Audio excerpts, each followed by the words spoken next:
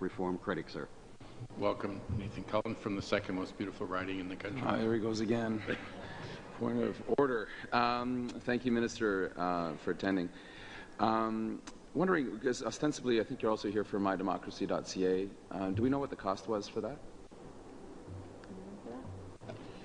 The cost in terms of the actual contract with Vox Pop? No, the all-in cost. We were waiting. We knew the contract to Vox Pop, but the all-in cost we were waiting from the last time we talked. Right. So if in terms of electoral reform writ large, I think it's in the order of about $3.8 million when you add in staff, contract, the mail out from Canada Post. The minister's tour would be in that. Okay. But if it would be helpful to the committee, we could provide a detailed breakdown of the costs that have been spent on electoral reform. Very helpful. Do you, Minister, do you think it was a success, that exercise, the mydemocracy.ca part of the government's outreach?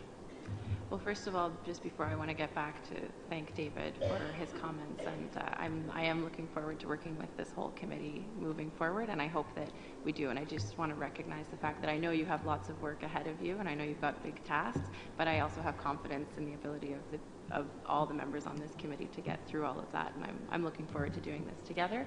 With regards to mydemocracy.ca, I do think that it was a worthwhile exercise to have been had, and I think that the fact that there were 380,000 Canadians roughly who participated was, it was quite good in the sense of that's the largest participation in a consultation that the government has had. So was there a specific answer or some result you got from that survey that led to your government concluding to abandon the electoral reform commitment? Was there some way that Canadians answered or didn't answer a question that said, okay, that's our consultation is proven through this exercise that we shouldn't go ahead? So the decision was made based on all of the many different pieces of the consultations and the work that went into the past year of engagement with Canadians. When did you get your mandate letter from the Prime Minister? My mandate letter was made public on February 1st. When did you receive it? My mandate letter was made public on February 1st. Okay, I just want to know when you received it. I know when it was made public. I was there. Did you receive it on February 1st? So my mandate letter was made public on February 1st. Okay, that's... You can ask it many more times.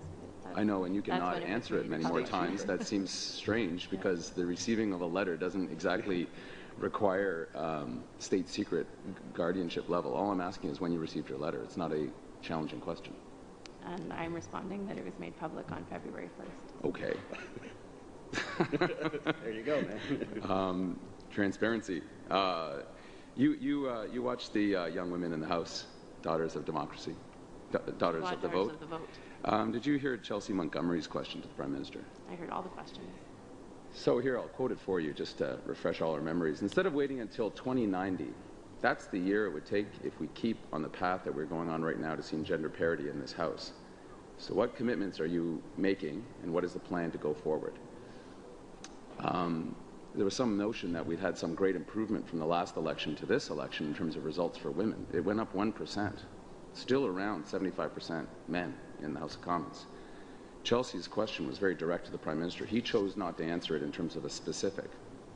We had put before the House previously a way to change the way parties are reimbursed from their election expenses if they nominate more women. Are you in favor of such a proposal? I'm looking forward to hearing from the committee on their recommendations. I think that there are many different innovative ways that we can encourage women's participation. Can you remind me? I was trying to look it up before the committee. Did you vote for it was a bill in Parliament. Do you recall if you voted for it or not? I would have to look at the record. You don't recall? I don't recall. I don't think I did vote in favor of it, but I would have to double check. Okay. Some of your colleagues did within the government ranks. It was one of the recommendations. You rejected.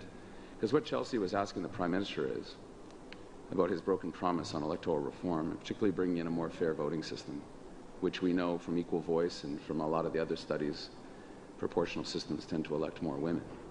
The Prime Minister's declared himself many times a feminist and his interest in electing more women, but he rejected the proposal that the committee of all parties put forward to him, as you did, for a proportional system. Here is another way of getting at it. As my colleague said, we have to find other ways. One of the ways is through the nomination process, encouraging parties and discouraging them from electing and nominating men and other overrepresented groups in our Parliament.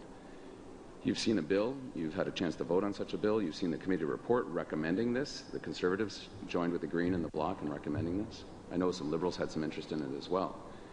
Are you open to accepting such a proposal?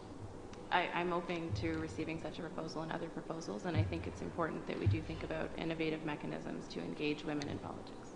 Thank you, Minister. Time's up. Okay. Mr.